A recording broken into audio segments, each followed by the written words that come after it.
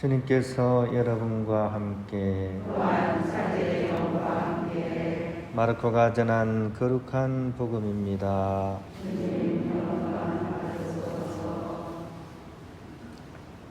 그때 요한은 이렇게 선포하였다. 나보다 더 큰 능력을 지니신 분이 내 뒤에 오신다. 나는 몸을 굽혀 그분의 신발끈을 풀어드릴 자격조차 없다. 나는 너희에게 물로 세례를 주었지만 그분께서는 너희에게 성령으로 세례를 주실 것이다. 그 무렵에 예수님께서 갈릴리아 나자렛에서 오시어 요르단에서 요한에게 세례를 받으셨다.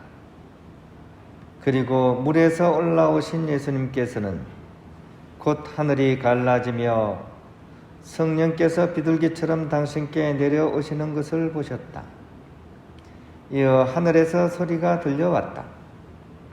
너는 내가 사랑하는 아들, 내 마음에 드는 아들이다. 주님의 말씀입니다. 평안을 빕니다. 오늘 복음에서 요르단강이라는 강 이름이 나오죠. 요르단강 느낌이 어때요? 좋습니까? 안 좋습니까? 좋을 것 같기도 하고 안 좋을 것 같기도 하고 그렇죠. 좋을 것 같다. 별로 안 좋을 것 같다. 예, 좋을 수도 있고 안 좋을 수도 있습니다. 그죠? 요르단강을 걷는다. 그죠? 요르단강을 걷는다. 이게 무슨 뜻일까요? 우리 흔히 하는 얘기로. 일단 첫 번째 의미는 요르단강을 건너서 어떤 일이 벌어졌냐 하면 이스라엘 백성들이 이 강을 건너서 가나안 땅으로 들어갑니다. 축복의 땅, 그죠? 행복의 땅, 젖과 꿀이 흐르는 그 가나안 땅으로 그냥 들어간 게 아니라 요르단강을 건너서 들어가는 거예요. 그러니까 굉장히 좋은 의미죠. 천국에 들어간다 이런 뜻입니다. 그런데 문제는 어떻게 되냐? 그 천국은 언제 들어가냐 이 얘기입니다. 죽은 뒤에 들어간다는 거죠, 그죠? 그래서 이 사람들이 이 죽음의 의미가 이 요르단강을 걷는다 하는 데 있는 거죠. 우리말로는 뭡니까? 요르단강 걷는다가 황천 간다, 북망산 간다, 이러다가는 골로 간다.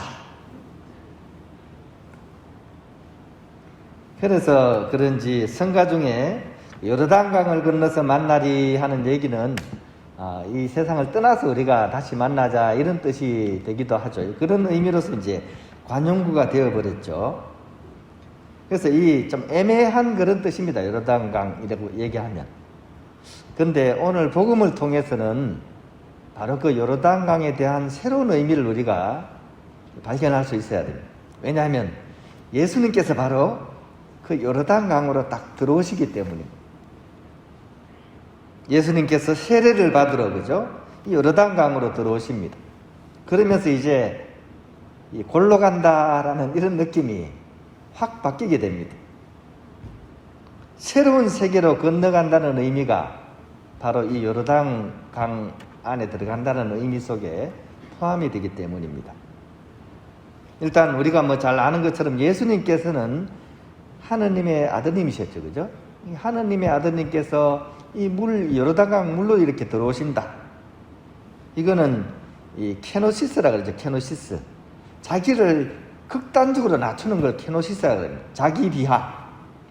너무나 고귀하신 분이 자기를 탁 이렇게 거지처럼, 그죠? 이렇게 행식을 하고 내려오는 것처럼 그렇게 자기를 극단적으로 낮추는 것을 케노시스라 그래요. 그리고 사실 요르단강 자체도 사실은, 그죠? 이 케노시스의 방향으로 강이 흐르고 있습니다. 원래 이 요르단강은 이스라엘 북쪽 시리아의 그런 고원 지방에서 이 강이 시작이 됩니다. 그러다가 이것이 갈릴레아 호수를 거쳐가지고 남쪽으로 또 남쪽으로 자꾸 낮게 흘러갑니다. 그래서 결국 가장 낮은 곳, 이 해수면 아래 400m, 바다보다도 400m가 낮은 거예요. 거기가 어딥니까? 거기가 사해입니다. 사해. 가장 낮은 곳입니다. 그래서 이 물 자체가 어떻습니까? 위에서 가장 밑으로 내려온다는 의미가 들어가 있는 거죠. 즉 하느님의 아드님께서 그렇게 가장 낮은 곳으로 들어오신다는 그런 의미가 이 안에 들어가 있는 것입니다. 그리고 심지어 거기 들어오시기만 할 뿐만 아니라 뭐를 받으시죠?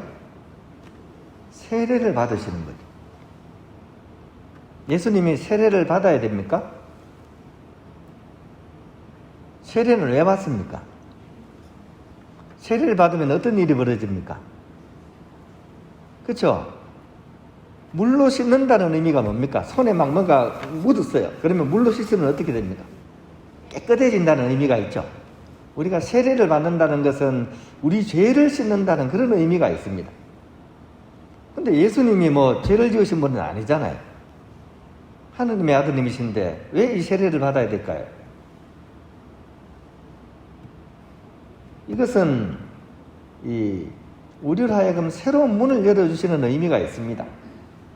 당신 스스로 어떻게 이 안에 들어오신다는 의미는 구질구질한 우리네 인생사에 하느님께서 함께 하시기 위해서 오신다, 이런 의미가 이 안에 담겨져 있는 거죠. 즉 우리로 하여금 하느님 나라의 그런 동참을 이끌게 되는 그런 사건이라는 겁니다. 그래서 이 오늘 복음에 보면 바로 그런 부분이 나오죠. 그죠? 하늘이 갈라지면서 성령께서 비둘기처럼 당신께 내려오시는 것을 보셨다. 그죠? 이전에는 하늘과 땅이 분리되어 있었죠. 그런데 하늘이 찢어지면서 이 하느님께서 바로 이 땅으로 이렇게 내려오신다는 얘기. 내 구질구질한 그런 인생사 안에 하느님께서 바로 내려오신다는 의미고, 내려오셨다는 의미고, 그런 의미가 이 안에 담겨져 있는 겁니다. 그래서 이제 정반대 일이 벌어집니다. 예수님은 내려오셨지만 우리는 바로 이것을 기점으로 해서 다시 올라가는 그런 일을 우리가 해야 된다는 거죠. 상승의 의미가 발생하는 겁니다. 이것을 다른 용어로 메타노이아, 메타를 넘어간다. 노기야, 어떤 정신세계, 그런 정신세계를 우리가 넘어선다는 얘기입니다. 이 넘어서기 전에는 여기서는 우리는 죽을 수밖에 없어요. 그죠? 답답해서 죽겠고, 복장이 터져 죽겠고, 내 인생 왜 이래? 근데 이런 인생사 안에 하느님께서 내려오셨고, 그분께서 내 손을 잡아서 이끌어 주시고, 또 나를 사랑의 눈으로서 바라보고 계시고, 이것을 볼 수 있는 사람은 이제 상승의 길로 올라가게 되는 거죠. 그러면서 또 한편으로는 우리 삶이 고귀해집니다. 도대체 내가 무엇이길래 하느님께서 내려오셔서 이렇게 나와 함께 하려고 하시는가? 내가 덩달아서 고귀해지는 겁니다. 그러니까 구질구질한 인생이라고 생각했는데 알고 보니까 하느님께서 내려오셔서 함께 하실 정도로 그렇게 귀한 내 인생이구나 하는 것을 우리가 발견할 수 있어야 돼요. 잘 모르실 거예요. 그죠? 내 인생이 왜 이런가? 한숨만 쉬잖아요. 근데 오늘 복음은 그게 아닙니다. 하느님께서 바로 우리 인생사 그 가운데로 푹 들어오셨다는 거예요. 우리가 해야 될 일은 바로 우리에게 다가오신 그 하느님을 만나기 위해서 마음의 문을 열고 그분을 바라보는 것이 우리가 해야 될 일입니다. 그래서 전체적으로 보면 우리의 이 시작은 미미하지만 결국은 하느님의 나라로서 가게 되는, 하느님의 나라로서 완성이 되게 되는 그런 인생으로서 우리가 이렇게 나아가게 될 것입니다. 죽어서 하늘나라 간다, 이런 의미가 아닙니다.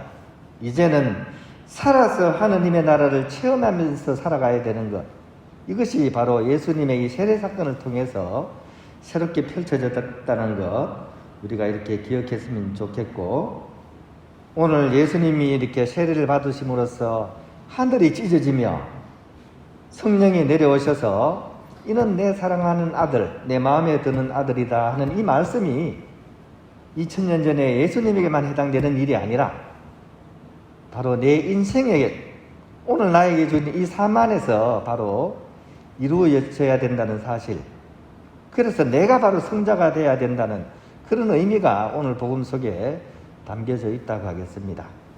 오늘 좀 사실은 어려워요, 그죠? 그걸 발견하기가 쉽지 않습니다, 그죠?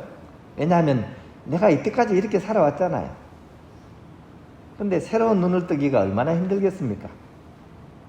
하지만 그럼에도 불구하고 이 복음 말씀을 우리가 믿고서 오늘 하루 새로운 그런 눈을 뜨고 그 눈을 통해서 메타노이아, 회개의 삶을 향해서 돌아설 수 있도록 그렇게 오늘 하루에 우리 삶을 성찰할 수 있었으면 좋겠습니다.